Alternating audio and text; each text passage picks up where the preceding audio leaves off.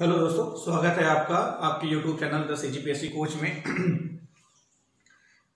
तो छत्तीसगढ़ आर्थिक सर्वेक्षण को हमने प्रारंभ किया था, तो इसका पहला वीडियो मैंने कल अपलोड किया है। तो निश्चित तौर पे जो भी स्टूडेंट इस वीडियो को देख रहे हैं, तो इसको देखने के पहले वो इस आर्थिक सर्वेक्षण का जो वीडियो क्रमांक 1 है, पहला वीडियो है आर्थिक समीक्षा का, उसको जरूर देखें।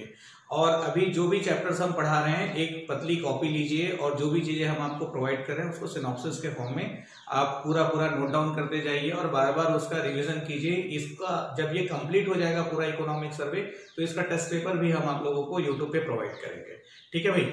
और आप में से जो भी स्टूडेंट टेलीग्राम वगैरह यूज कर रहे हैं, तो टेलीग्राम पे हमारा द CGPSC कोच के नाम से चैनल है, उसको जरूर ज्वाइन करें। ठीक है। तो कल की क्लास में, कल जो मैंने वीडियो अपलोड किया था, तो उसमें आर्थिक समीक्षा के ऊपर हमने काफी सारी चर्चाएं की थी, काफी सारी बातें साझा की थी। और उसमें जो योगदान है स्थिर मूल्य पर और स्थिर मूल्य पर जो वृद्धि है, वो सारी चीजें कल की क्लास में मैंने आपसे शेयर की थी। और उसी में ये उसी का दूसरा भाग है। तो परीक्षा के दृष्टिकोण से CGPSC प्रारंभिक परीक्षा की बात करें या मुख्य परीक्षा की बात करें या व्यापम की परीक्षा की बात करें, तो आर्थिक सर्वेक्षण से जो आंकड़े पे आधारित प्रश्न वगैरह होते हैं, उस पे हम जो महत्वपूर्ण प्रश्न हैं जो बार बार परीक्षाओं में पूछे गए हैं, जहां से प्रश्न पूछे जाते हैं, उन आंकड़ों पर हम वर्ष 2019-20 के आर्थिक सर्वेक्षण के अनुसार आपसे साझा कर रहे हैं। ठीक है भाई।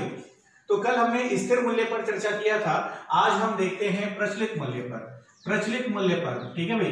तो राज्य का सकल घरेलू उत्पाद प्रचलित मूल्य पर वर्ष 2019-20 में, प्रचलित मूल्य पर वर्ष 2019-20 में कैसा डेटा है? ये अनुमानित डेटा है, अनुमानित आंकड़ा है। ठीक है भाई। तो देखिएगा, राज्य का सकल घरेलू उत्पाद प्रचलित मूल्य पर वर्ष 19-20 में 3,29,18,023 रुपये अनुमानित है। ध्यान दीजिएगा, लाख रुपये अनुमानित है। ठीक है भाई। ठीक है, 3,29,18,023 रुपये अनुमानित है। इसी डेटा को हम लाख करोड़ में लिखें तो 3.29 लाख करोड़ रुपये अनुमानित है। लाख करोड़ रुपये अनुमानित है। ठीक है भाई।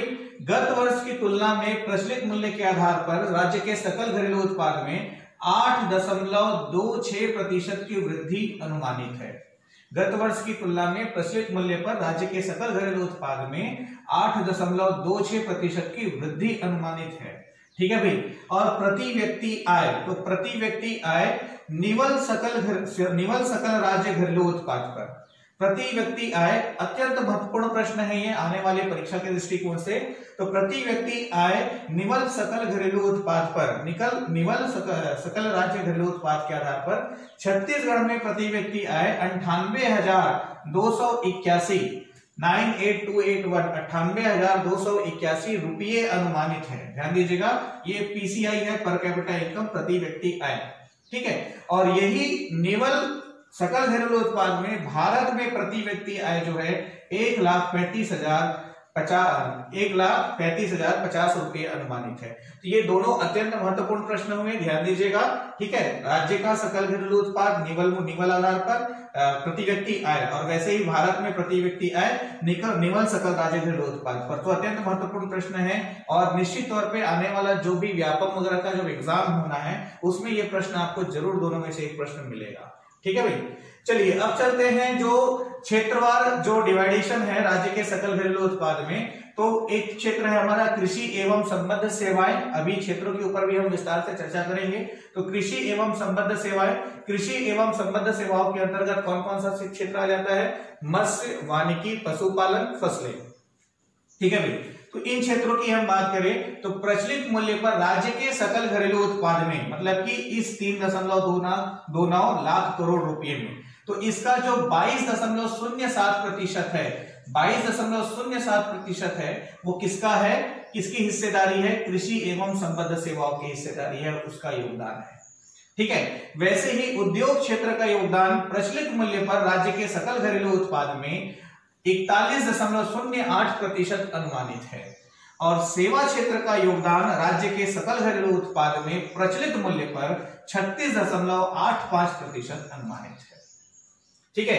वृद्धि की बात करें तो गत वर्ष की तुलना में, ठीक है भाई, गत वर्ष की तुलना में कृषि एवं संबद्ध सेवाओं में प्रचलित मूल्य पर 12.10% की वृद्धि अनुमानित है।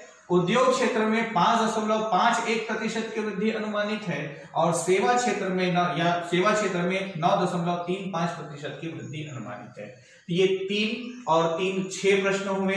7वां प्रश्न ये हुआ 8 और 9 और 10, मतलब इतने में आपके 10 महत्वपूर्ण प्रश्न बनते हैं और यहां से कोई ना कोई क्वेश्चन निश्चित तौर पे आने वाली परीक्षाओं में जरूर टकराएगा आपसे।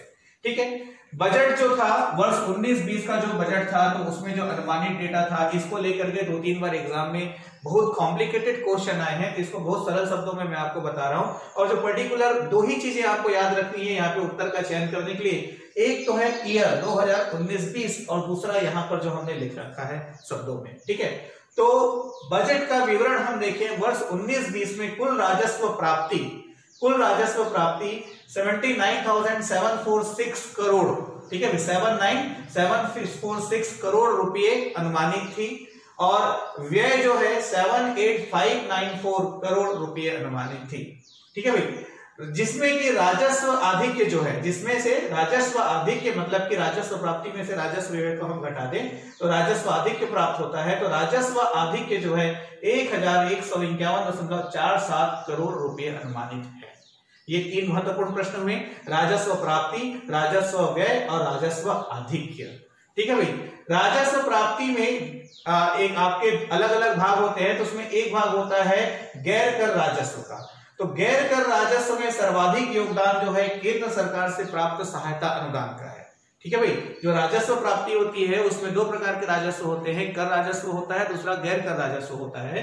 तो गैर कर राजस्व जो है 28,899 करोड़ रुपए अनुमानित है और उसमें केंद्र सरकार से जो प्राप्त सहायता अनुदान का हिस्सा है वो 20,074 करोड़ रुपए अनुमानित है। ध्यान दीजिएगा, तो गैर कर राजस्व में सर्वाधिक हिस्सा किसका है? केंद्र सरकार से प्राप्त सहायता अनुदान का। सीजीपीएससी प्रारंभिक परीक्षा वर्ष 2019 में इस प्रश्न को पूछा जा चुका है। ठीक है भाई, अब आगे हम देखें, वृद्धि की बात करें तो राजस्व प्राप्ति में ये जो है सीजीपीएससी प्रारंभिक परीक्षा वर्ष 2016 का प्रश्न था, उस ईयर के कॉन्सेप्ट में पूछा हुआ था। ठीक है भाई, तो राजस्व प्राप्ति में वृद्धि गत वर्ष की तुलना में 7.72% परिलक्षित होती है और कुल राजस्व में वृद्धि, कुल कर राजस्व में वृद्धि 9.55% वृद्धि होती है। और यहाँ पर जो सबसे महत्वपूर्ण प्रश्न है वो ये है, कुल राजस्व प्राप्ति में कर राजस्व का योगदान, कुल राजस्व प्राप्ति में कर राजस्व का योगदान 63.76% अनुमानित है। कुल राजस्व प्राप्ति में कर राजस्व का योगदान 63.76% अनुमानित है। ध्यान दीजिएगा, मतलब कि 10 प्रश्न ये होते हैं, तो यहाँ पे आपके 3, 2, 5 और 3, 8 प्रश्न, इतने में टोटल 18 महत्वपूर्ण प्रश्न हैं और इनमें से कोई भी प्रश्न आने वाली किसी भी परीक्षा में बहुत ही आसानी से आपसे टकराएगा, आपको दिखाई देगा। ठीक है भाई, आगे बढ़ते हैं क्षेत्रवार अध्ययन की तरफ। तो प्राथमिक क्षेत्र, द्वितीय क्षेत्र और तृतीय क्षेत्र, और इसको प्रचलित मूल्य और स्थिर मूल्य के आधार पर अभी हम काफी सारी जानकारी आपसे शेयर करने जा रहे हैं। तो हमारे साथ साथ आप भी अपनी नोटबुक में नोट कीजिएगा और देखिएगा क्या क्या हम पेन डाउन करवा रहे हैं। चलिए, तो क्षेत्रवार हम बात करें तो एक तो ये हुआ कृषि एवं, पहले तो क्षेत्र को मैं 2 भागों में लिखता हूं, अर्थव्यवस्था के जो क्षेत्र हैं। पहला जो महत्वपूर्ण क्षेत्र है ये आपका प्राथमिक क्षेत्र है, ठीक है, और दूसरा जो है आपका द्वितीय क्षेत्र है, ठीक है, और तीसरा जो है तृतीय क्षेत्र है। अब वर्तमान में चूंकि अर्थव्यवस्था में कई प्रकार की विकास की संभावनाएं लगातार दिखाई दे रही हैं, तो इसलिए चतुर्थ क्षेत्र और पंचम क्षेत्र का भी आगमन हो चुका है ना। तो जिसमें से अर्थव्यवस्था के ऋण के रूप में प्रमुख जो है वो ये 3 क्षेत्र हैं, इसके बारे में हम अध्ययन करेंगे। तो अब देखिएगा प्राथमिक क्षेत्र में क्या क्या आता है। सबसे पहला पॉइंट हमारा ये यहाँ पे ये है कि प्राथमिक क्षेत्र में क्या क्या आता है। तो प्राथमिक क्षेत्र में शामिल है क्या? फसलें, पशुपालन, ठीक है, मत्स्य पालन, वानिकी और खनन एवं उत्खनन। तो अब यहां पर हमको ये जानना होगा कि प्राथमिक क्षेत्र क्या है। तो ध्यान दीजिएगा, प्राथमिक को आप कोरिलेट कीजिए सीधे प्रकृति से, है ना भाई। तो कोई भी वस्तु हमको प्रकृति से जिस रूप में प्राप्त होता है, जिसका हम दोहन करते हैं, उत्पादन करते हैं, उपयोग करते हैं, उपभोग करते हैं, तो प्रकृति से प्रत्यक्ष हमको जो प्राप्त होता है वो प्राथमिक क्षेत्र के अंतर्गत आता है। ये सारी चीजें हमको प्रकृति से सीधे प्राप्त होती है ना भाई। तो यहाँ पर फसलें, पशुपालन, मत्स्य पालन, वानिकी, खनन एवं उत्खनन मिल करके अर्थव्यवस्था के प्राथमिक क्षेत्र का निर्माण करते हैं। ठीक है भाई। अब यहाँ पर ध्यान दीजिएगा, इसी में यदि मैं कृषि एवं संबद्ध सेवाओं की बात करूं तो कृषि एवं संबद्ध सेवाओं में खनन एवं उत्खनन जो है वो शामिल नहीं है। ठीक है। द्वितीय क्षेत्र की बात करते हैं तो द्वितीय क्षेत्र में क्या क्या है, तो निर्माण, विनिर्माण,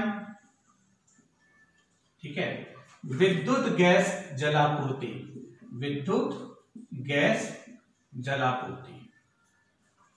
ठीक है। तो ये जो सारे क्षेत्र हैं ये आपका किस में आ जाता है, द्वितीय क्षेत्र में आता है। तो द्वितीय क्षेत्र को आप बहुत सरल शब्दों में समझिए, प्राथमिक क्षेत्र से जो कुछ भी हमको प्राप्त होता है उसकी प्रोसेसिंग करके कई विभिन्न प्रकार की प्रक्रियाओं के माध्यम से उसका क्या बोलना चाहिए, उसकी मूल्य को जो हम बढ़ा देते हैं, उसकी वैल्यू हम इंक्रीज कर देते हैं और उसको और अधिक उपयोगी बना देते हैं, तो वो जो है द्वितीय क्षेत्र में आता है। जैसे निर्माण, विनिर्माण, विद्युत गैस जलापूर्ति द्वितीय क्षेत्र के हिस्से हैं। एक बहुत सरल सा उदाहरण मैं आपको बताऊं, यहाँ पर प्राथमिक क्षेत्र में फसलों के माध्यम से यदि गन्ने की फसल होती है, ठीक है, तो उस गन्ने की प्रोसेसिंग से यहां से क्या बना, द्वितीय क्षेत्र में चीनी बना। अब ये निर्माण के अंतर्गत आ जाएगा।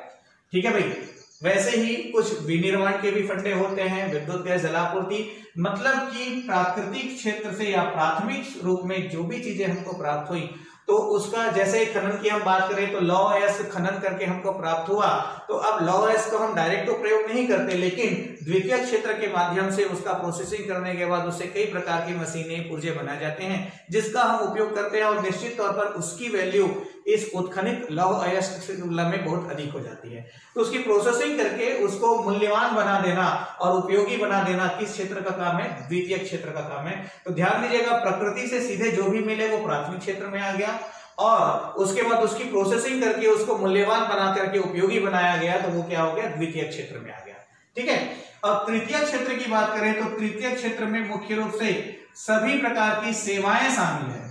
अब ध्यान दीजिएगा, इसमें कैसी सेवा, डॉक्टर जो सेवा दे रहा है, इंजीनियर जो सेवा दे रहा है, लोक प्रशासक जो सेवा दे रहा है, संचार की जो सेवाएं मिल रही है, हर प्रकार की सेवा, यहां तक कि यदि कोई व्यक्ति किराना दुकान चला रहा है, स्टेशनरी चला रहा है, तो वो क्या करता है, यहां निर्माण एवं विनिर्माण की गई वस्तुओं को सेवा के माध्यम से सेल करता है, आय का साधन के रूप में प्रयोग करता है। ठीक है, आर्थिक वृद्धि करता है उसके माध्यम से।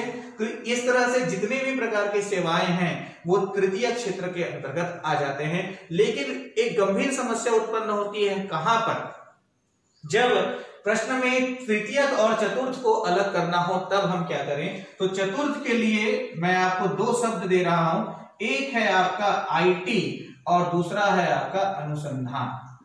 ठीक है।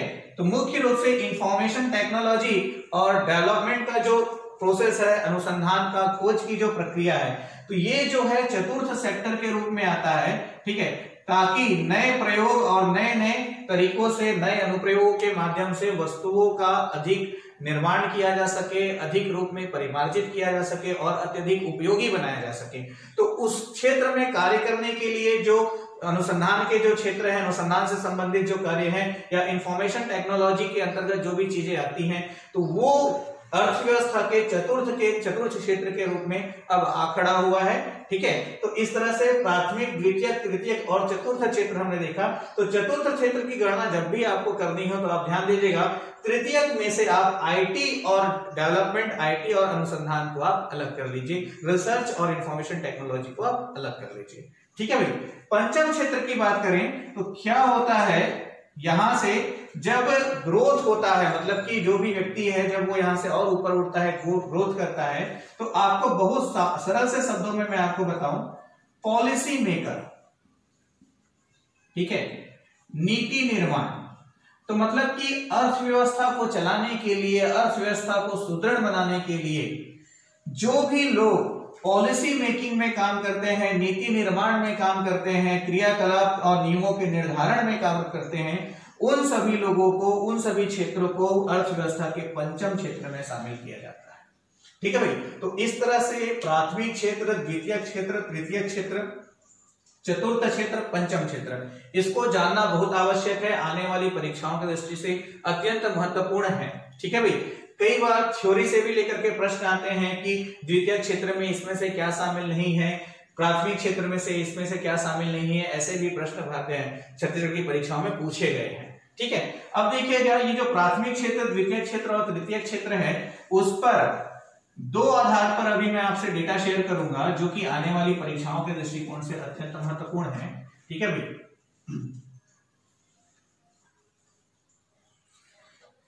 चलिए, तो इसमें हम देखते हैं, इसको मैं दो पार्ट में डिवाइड कर लेता हूं।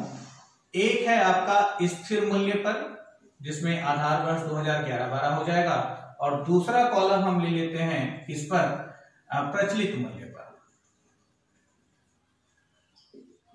ठीक है। अब स्थिर मूल्य को भी मैं दो भागों में डिवाइड करता हूं, एक भाग में योगदान और दूसरे भाग में वृद्धि के बारे में चर्चा करते हैं, गत वर्ष की तुलना में, आधार वर्ष की तुलना में, और यहाँ पर प्रचलित मूल्य में योगदान और वृद्धि के बारे में चर्चा करते हैं। ठीक है। तो इस तरह से कुल 3, 6, 3, 9 और 3, 12 डेटा मैं आपको बताने वाला हूं, मतलब कि ये 12 महत्वपूर्ण प्रश्न हो जाएंगे। ठीक है। तो चलिए इसमें देखते हैं, प्राथमिक क्षेत्र का जो योगदान है वो 28.53% अनुमानित है, और द्वितीय क्षेत्र का जो योगदान है वो 34.47% अनुमानित है।